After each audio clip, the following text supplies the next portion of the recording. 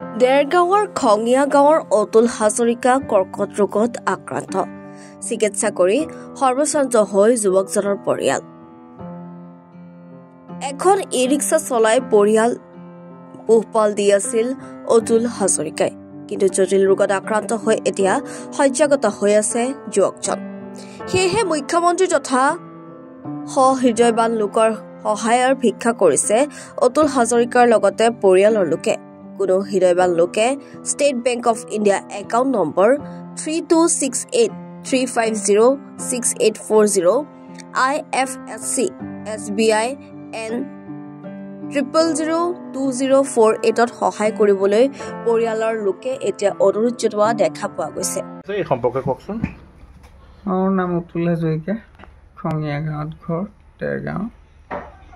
মোৰ অসুখটো জানুৱাৰী মাহৰ পৰা মই গম পাইছোঁ আৰু জানুৱাৰী মাহৰ পৰা আজিলৈ 5 মাহ কৰি আছোঁ। কি হৈছে?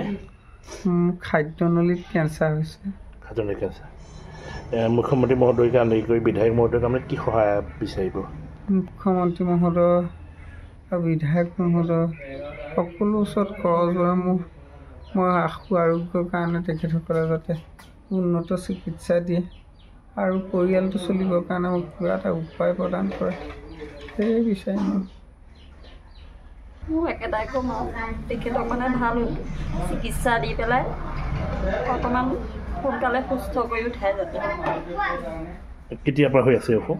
আজি 4-5 মাহে হ'লে, জানুৱাৰীত ধৰা পৰিছে। ঘৰত কোন কোন আছে আপোনালোকৰ?